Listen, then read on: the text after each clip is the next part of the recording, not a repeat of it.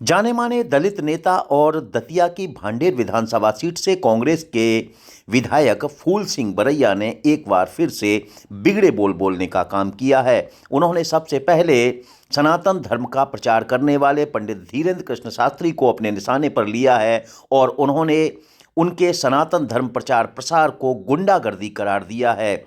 फूल सिंह बरैया ने कहा है कि वे मोदी के एजेंट के रूप में काम कर रहे हैं और मोदी ने उन्हें अंतर्राष्ट्रीय लीडर बना के रखा हुआ है।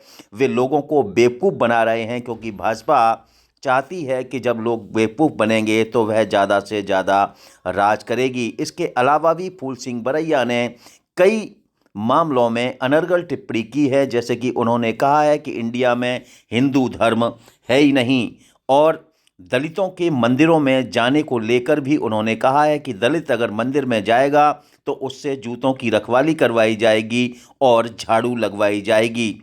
फूल सिंह बरैया अपने अनर्गल बोलों के लिए हिंदू समाज और सवर्ण समाज पर अनर्गल टिप्पणी करने के लिए जाने जाते हैं। वे भिंड दतिया संसदीय क्षेत्र से कांग्रेस के टिकट पर लोकसभा का चुनाव भी लड़ चुके हैं। एक बार फिर उन्होंने सनातन धर्म पर सवाल खड़े किए, हिंदू धर्म पर सवाल खड़े किए हैं और भाजपा को आड़े हाथ लेते हुए पंडित धीरेन्द्र कृष्ण शास्त्री को भाजपा का एजेंट बताया है। उन्होंने कहा है कि वे मोदी के एजेंट के रूप में काम कर रहे हैं और लोगों को बेवकूफ़ बनाने का काम कर रहे हैं। आइए सुनते हैं। जब हिंदू है ही नहीं इंडिया में तो हिंदू राष्ट्र कहाँ से बनेगा? वो तो गुंडागर्दी कर रहे हैं। मोदी जी के आदेश पर जो वो लोगों को बेवकूफ बनाओ, ज्यादा बेवकूफ बन जाएंगे, ज्यादा लंबा राज करेंगे। ये उनका हाँ, हिंदुओं को जोड़ेंगे। वो जानते हैं हिंदुओं को, हिंदू कौन है। जो बहू बेटियों के साथ बलात्कार कर रहे हैं वो उनको भी हिंदू कहते हैं, मंदिर में जाने देते हैं उनको भी हिंदू कहते हैं, हैंडपंप से पानी नहीं बने उनको भी हिंदू कहते हैं। है कौन हिंदू? कहाँ हिंदू? हजारों लोग यात्रा में शामिल हो रहे हैं, हिंदू कौन? नहीं, मेरे हिसाब से कोई हिंदू नहीं है इंडिया। हिंदू धर्म है ही नहीं है।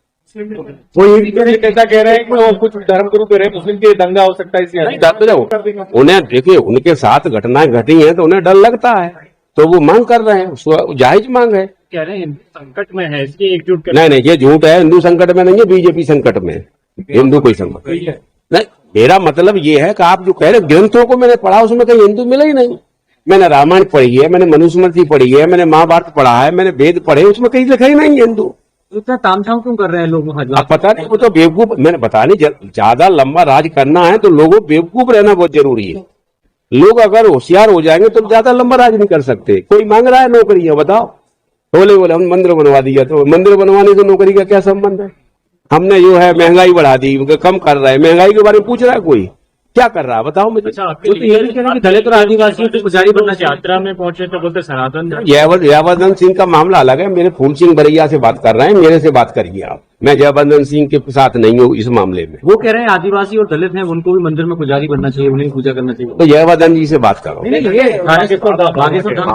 मैं देखो, मैं तो schedule caste, schedule tribe, OBC को भी ये भी नहीं चाहता हूँ कि जो मंदिर में पुजारी बने, क्योंकि जहाँ गलत रास्ते पे जाएंगे।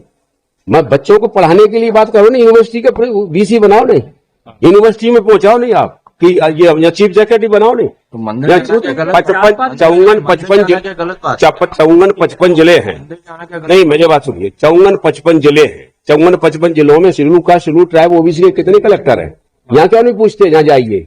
अब मंदिरों में जाकर के क्या करेगा? मंदिरों में जाके पूजा तो कर नहीं सकता। मंदिरों में घुसने नहीं देते तो कहेंगे तो यार चप्पल रखाने का काम करेगा। इसलिए मैं भेज दूं क्या उनको?